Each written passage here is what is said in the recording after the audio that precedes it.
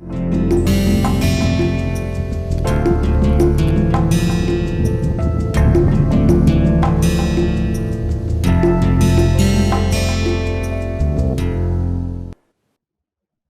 इस चैप्टर की शुरुआत की थी 3 प्रश्नों के साथ, है ना?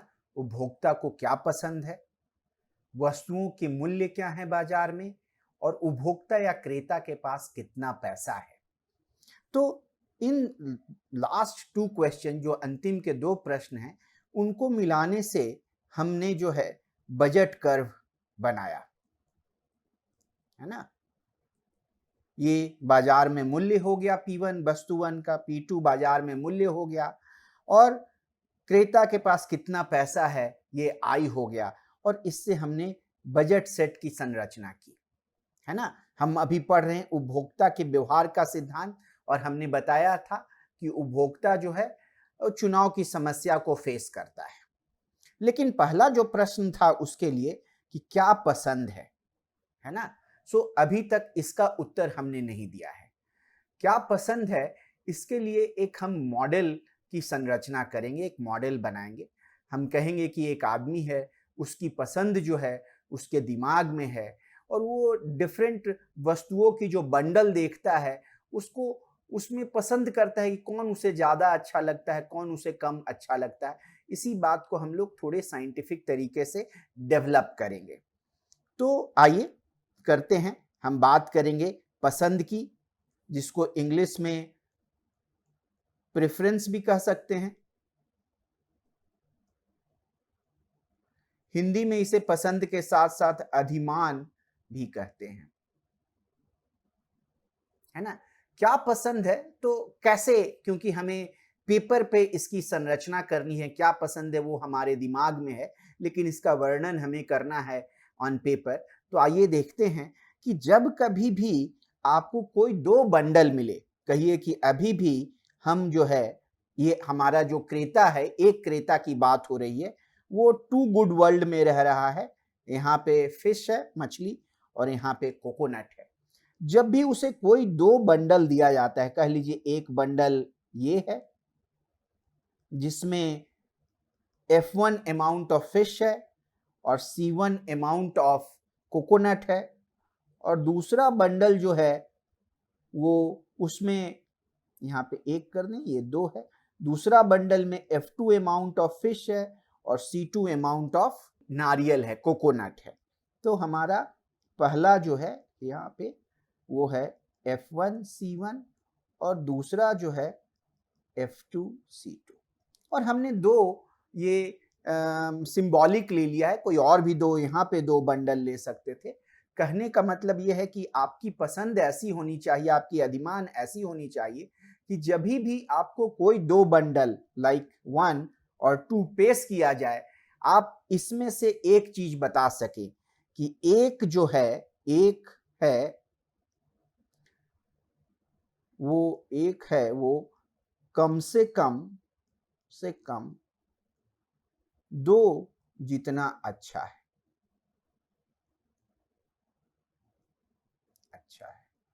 या आप कह सकें, और कह सकें कि 2 है वो कम से कम 1 जितना अच्छा है। उसके लिए एक हम लोग सिंबल यूज करते हैं, कम से कम जितना अच्छा के लिए, उसके लिए ये सिंबल है। अगर हम ऐसे लिखते हैं तो पहला जो बंडल है, इसको ऐसे भी लिख सकते हैं, F1 C1, अगर इंग्लिश में कहें तो is at least as good as F2 C2। लिख दें that F1 C1 is at least as good as F2 C2। और दूसरे वाला का ये पहला वाला हो गया, और दूसरा वाला जो है हम लिख सकते हैं कि F2 C2 is at least as good as F1 C1। दोनों में से एक कम से कम जरूर सही होगा, हो सकता है दोनों सही हो जाए। तो आइए इन बातों को समझते हैं। 3 संभावना है कि F1C1 है, पहला वाला जो बंडल है वो दूसरे वाले बंडल से अच्छा है। अगर पहला वाला बंडल दूसरे वाले बंडल से अच्छा है तो ये सही होगा और ये वाला गलत हो जाएगा। तो हम लिख सकते हैं कि F1C1 F2C2 से अच्छा है। ये सिंबल बताएगा अच्छा है,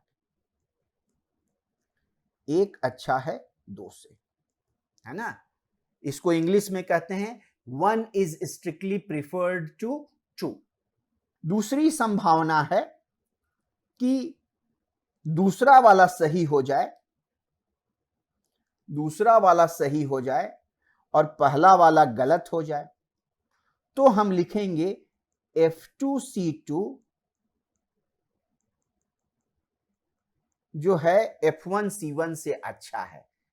यहां पे चूंकि हिंदी में लिखा है तो यहां पे इंग्लिश में लिख देते हैं कि F2C2 is preferred to F1C1। ठीक है, तो 1 2 से अच्छा है यहां पे हो गया, और यहां पे हो गया कि 2 1 से अच्छा है। और अगर दोनों स्टेटमेंट सही है तो मतलब 1 2 कम से कम 2 जितना अच्छा है और 2 कम से कम 1 जितना अच्छा है। इसका मतलब क्या है कि आपके लिए 1 और दोनों बराबर ही अच्छे हैं। तो इसको इंग्लिश में कहते हैं F1C1, you are indifferent between F1C1 and F2C2।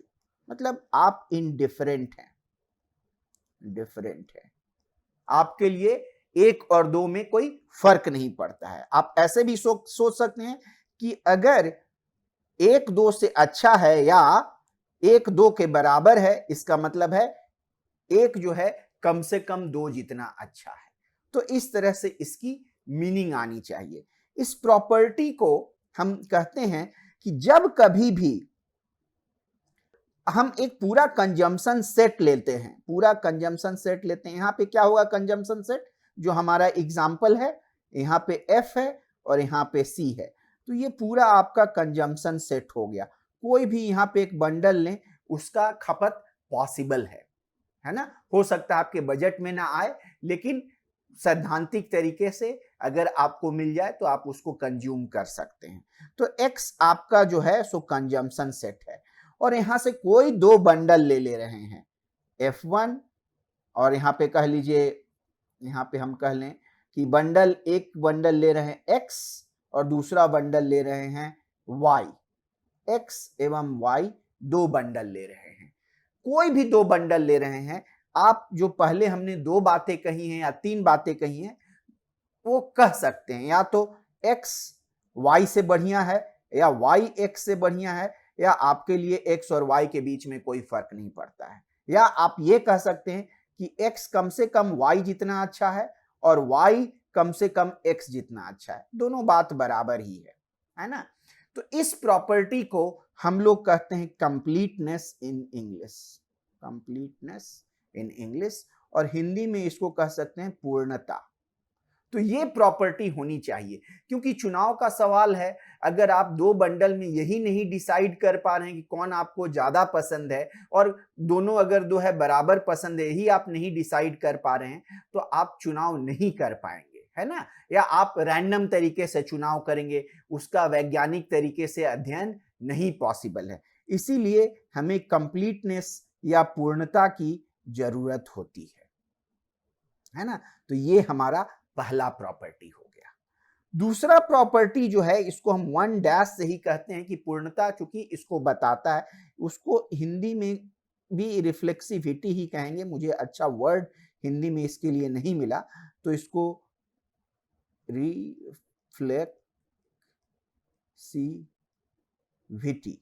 ही कहेंगे अच्छे वर्ड के अभाव में। इसमें क्या होता है कि हम कहते हैं कि एक सेट में, आप जैसे आप ये मैथमेटिक्स की बात है कि सेट एक ले रहे हैं X, उसमें 1 2 3 है, और Y में जो है 1 2 3 और 1 है, तो कहते हैं कि X और Y दोनों बराबर है। यहाँ पे 1 रिपीट 2 बार हो गया तो इससे फर्क नहीं पड़ेगा। तो चूंकि हमने कंप्लीटनेस में बात की है कि कोई 2 एलिमेंट ले लें, तो यहाँ पे अगर हम 1 और 1 ले लें तो हम कह सकें कि एक जो है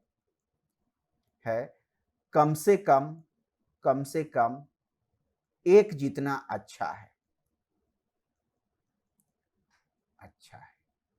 है ना। ये हम सारे एलिमेंट के लिए, तो ये होता है एक सिंबल v को लिख करके उसको यहाँ पे ऐसे लाइन खींच दीजिए। इसका मतलब होता है फॉर ऑल, है ना। तो कोई भी आप एलिमेंट ले लें x में, कोई भी आप एक एलिमेंट ले लें x में, x जो है कम से कम x से अच्छा होना चाहिए। इसको रिफ्लेक्सिविटी कहते हैं और इसमें हम ज्यादा नहीं जाएंगे, ये मैथमेटिक्स के लिए इंपॉर्टेंट है। और कंप्लीटनेस जो है पूर्णता, इसको इंप्लाई करता है।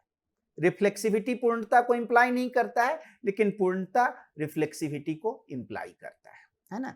सो अब दूसरी एक प्रॉपर्टी ले लेंगे जिसको हम लोग कहेंगे संक्रामिता।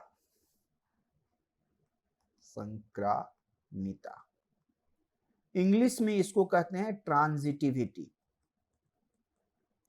यहां पे एक या नहीं, दो नहीं, 3 बंडल हम ले रहे हैं। कहिए कि हम 3 बंडल ले रहे हैं, x, y और z। तीनों ना कंजम्पशन सेट में है। और अगर ऐसा है कि x जो है कम से कम y जितना अच्छा है और y जो है सो कम से कम z जितना अच्छा है, तो इसका मतलब यही होना चाहिए कि x जो है सो कम से कम z जितना अच्छा है। इसी को संक्रामिता कहते हैं, ट्रांजिटिविटी कहते हैं। सो हर रिलेशन में संक्रामिता या ट्रांजिटिविटी नहीं होती है। जैसे एक रिलेशन ले लीजिए दोस्ती की, x y का दोस्त है, y z का दोस्त है, तो कोई जरूरी नहीं है कि x भी z का दोस्त हो। तो यहाँ ट्रांजिटिविटी, संक्रामिता फॉलो नहीं करती है। लेकिन हम देखेंगे कि चुनाव में, चॉइस में करने में, किसी चीज को चुनने में ये बड़ा ही महत्वपूर्ण प्रॉपर्टी है। सो देखते हैं कि अगर ये प्रॉपर्टी, आपका जो अधिमान है, आपका जो पसंद है, ये प्रॉपर्टी को फॉलो नहीं करता है, तो देखते हैं कि क्या प्रॉब्लम होता है। एक आम है, उसको मैंगो इंग्लिश में कहते हैं, एम से रिप्रेजेंट करेंगे। दूसरे में एक अमरूद है, इंग्लिश में इसको ग्वाभा कहते हैं, तो इसको जी से रिप्रेजेंट करेंगे। और तीसरे में एक केला है, जिसको इंग्लिश में बनाना कहते हैं, तो इसको बी से रिप्रेजेंट करेंगे। और जिस आदमी की बात हो रही है, उसकी पसंद ऐसी है, उसकी अभिमान ऐसी है कि वो मैंगो को, आम को ग्वाभा से ज्यादा पसंद करता है और ग्वाभा को, जो अमरूद को, बनाना से ज्यादा पसंद करता है। और अगर ये हम यहाँ पे संक्रामिता कहेंगे तो इससे हमें मिलना चाहिए था कि ये आदमी आम को बनाना से ज्यादा पसंद करता है, लेकिन ये हमें नहीं मिल रहा है। हमें ऐसा कहेंगे कि ये आदमी जो है वो बनाना को आम से ज्यादा पसंद करता है। तो ये वायलेट हो गया। एक और चीज आपको हम बता दें कि हमने पहले सिंबल की बात की थी कि मैंगो जो है कम से कम ग्वाभा जितना पसंद है, इसकी बात हो रही है। तो ये सही है। और ग्वाभा जो है वो कम से कम मैंगो जितना पसंद नहीं है, तो इसको हम लिख सकते हैं कि मैंगो जो है ग्वाभा से ज्यादा पसंद है। ये बात हमने पहले भी करी थी, फिर रिपीट कर दी क्योंकि ये इंपॉर्टेंट है, तो इसको हम लोग समझें। तो आइए हम बेसिक इससे लेते हैं। ये आदमी ऐसा है कि बनाना को, केला को मैंगो से ज्यादा पसंद करता है। कि ये आदमी जो है, इसके पास एक मैंगो है और मैं कहता हूं कि आप एक बनाना मुझसे ले लो, बदले में एक मैंगो और ₹1 दे दो बनाना के लिए। तो चूंकि बनाना इन्हें ज्यादा पसंद है और कम से कम मान लेते हैं कि ₹1 देने को तैयार है। अब इन भाई साहब के पास एक बनाना है ना, और मेरे पास एक मैंगो और ₹1 आ गया और मेरे से बनाना चला गया। अब मैं कहलाता हूं इनके पास एक ग्वाभा, एक अमरूद। कहता हूं कि आप जो है इस बनाना की जगह, है ना, इस बनाना की जगह हमसे अमरूद ले लीजिए, हमको एक बनाना दे दीजिए और ₹1 दे दीजिए और हमसे ग्वाभा, एक अमरूद ले लीजिए। चूंकि ग्वाभा जो है बनाना से ज्यादा पसंद है, ये भाई साहब इसके लिए तैयार हो जाएंगे। अब मैं कहता हूं कि इनके पास ग्वाभा है, मैं इनके पास कहता हूं कि आप जो है आप मुझसे एक मैंगो ले लीजिए, मुझे ग्वाभा और 1 रुपए दे दीजिए। चूंकि यहां देखेंगे, यहां पे मैंगो ग्वाभा से ज्यादा पसंद है, इसलिए ये भी करने को तैयार हो जाते हैं। और अब इनके पास जो है फिर से मैंगो आ जाता है और मुझे इसके लिए ये ग्वाभा और 1 रुपए मुझे दे देते हैं। तो क्या होगा, ये जहां से शुरू किए थे एक मैंगो से, उसी मैंगो पे आ गए, बट मुझे 1-1 रुपए करके इन्होंने 3 रुपए दे दिए। तो इस तरह से इनको बड़े आसानी से इनसे पैसे लिए जा सकते हैं, अगर ये कंसिस्टेंसी ना हो, एक ऑर्डर ये मेंटेन ना करें अपनी पसंद में, अगर इस ऑर्डर का वायलेशन हो जाए।